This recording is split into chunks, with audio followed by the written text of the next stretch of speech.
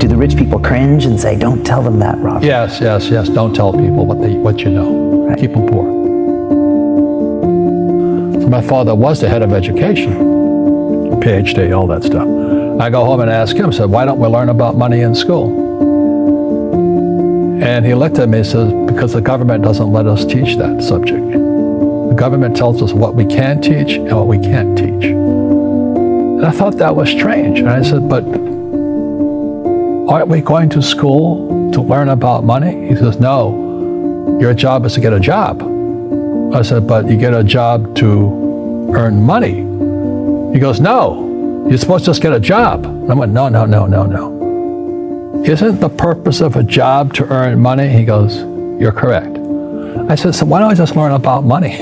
I can skip the job part, And he got flustered and he said, if you want to learn about money, why don't you ask your best friend's father about money? And I said, why? That's Mike.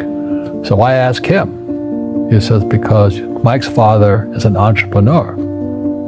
And I said, what are you? He says, I'm an employee. I'm a government employee. And I went, oh, what's the difference?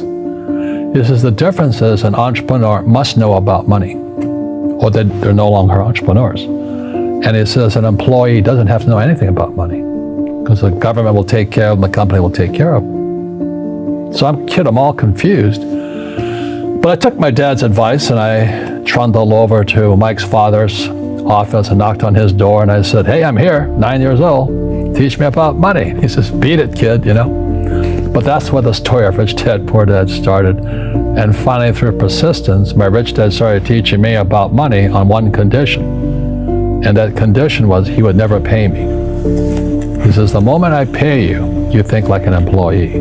He says, that's the trap. Entrepreneurs work for free. And now I'm 9 years old, my head's cracking in half. He says, you never want a paycheck. You understand that, kid? I said, okay, I got it. And he says, well, how do I make money? He says, that's what entrepreneurs figure out. It's like, so how do I learn about money?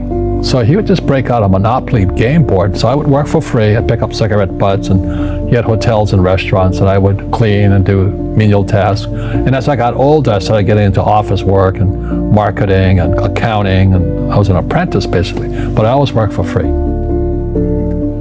And he would teach me about money, but the way he taught me about money was playing Monopoly. And finally one day I got upset. I said, well, when are you going to teach me about money? He says, what do you think we're doing? We're playing Monopoly. He goes, no. What do you think we're doing? We're playing Monopoly. He says, what do you think we're doing? So I don't know. I'm teaching about money.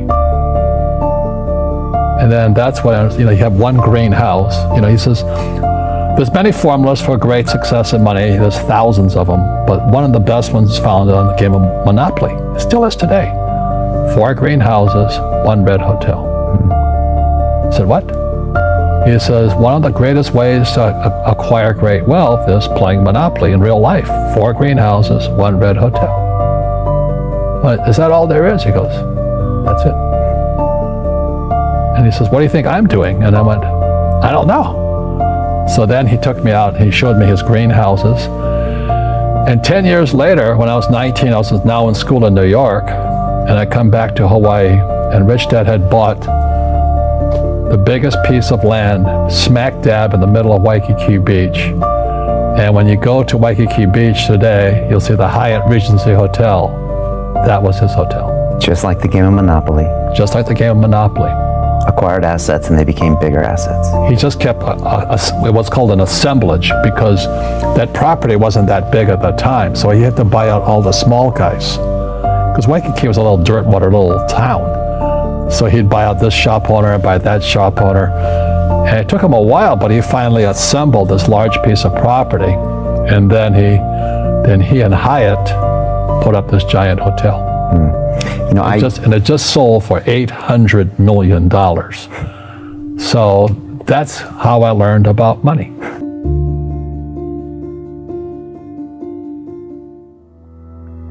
I've had financial crashes. I've had people stab me in the back, but they're all good because I grow from it. That's spirituality. Right.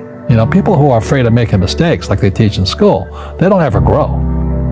Because spirituality is there's good and there's bad, there's right and there's wrong, there's up and there's down. Most people only want to be right, they only want to be positive.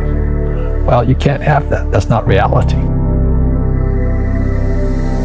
Well, I wasn't poor by most people's standards, but I came from a family with a poor attitude, if you know what I mean. Because rich, poor, middle class, poverty starts with a fundamental attitude. Poverty is passed on. It's taught in your families. And middle class is taught in families. And so the people right now who are sitting at home, who are struggling financially or worried about money or unhappy, they may be making a lot of money, but unhappy with what they're doing, it was probably taught to you. Your superego was taught, get a job, work hard, or you'll never be rich, or the rich are evil, or whatever. The school system will never teach you about money. The school system was designed to teach you to be an employee, which is important, or a doctor or a lawyer, a specialist, but never about money. And what most people lack is real business knowledge, like accounting, like debt, like taxes. You got to know that stuff, but they don't teach it in school to anybody.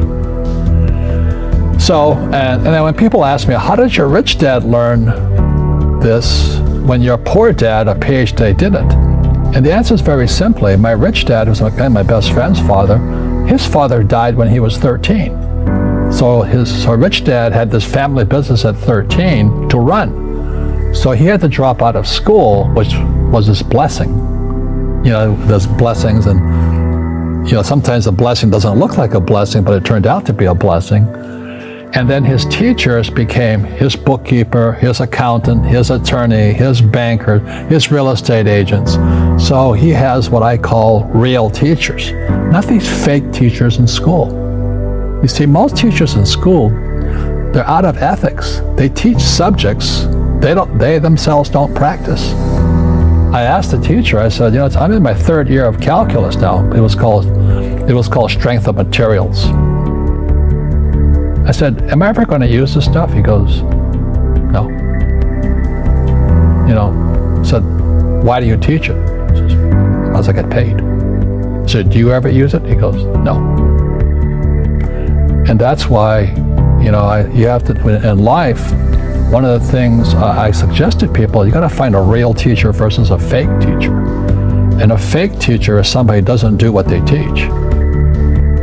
And a real teacher is doing what they teach every day. So my accountants, my attorneys, they're in it every single day. And that's how I learn, because every day I'm solving problems in my business. So I have accountants and attorneys and bankers and all these people on speed dial because I'm solving problems with my team. I see you giving this knowledge out, and Yeah. do the rich people cringe and say, don't tell them that, Rob? Yes. Don't tell people what you know. Right. Keep them poor. But, unfortunately, the poor, as was in the Bible, I'm not real religious, the poor will always be amongst us because it starts up here. Right, it's that fear mentality. It's in their words, and the words become flesh. Again, I'm not really religious. I flunked out of Sunday school also. But when they say I can't afford it or I can't do that, they go down. They become what they say. My PhD daddy says, what do you think I am, made of money? I can't afford that. And my rich dad would say, that's why he's poor. Poor people say, I can't afford it, I can't do that, I don't have time. Because this is an escape. It's an escape, you know what I mean? It's easy to say, I can't afford it. And your rich dad used to say what instead of, I can't afford it? How can I afford it? How can I do that? What would it take? Or why should I do that? He says that a question opens the mind, a statement closes the mind. See, when you say, I can't afford it, your mind shuts down, and you become what you say. Rugby is a team sport, but so is soccer. The rules are different. And other people are golfers. They play by themselves. And so everybody's different. So my game financially is business, number one. Second is real estate.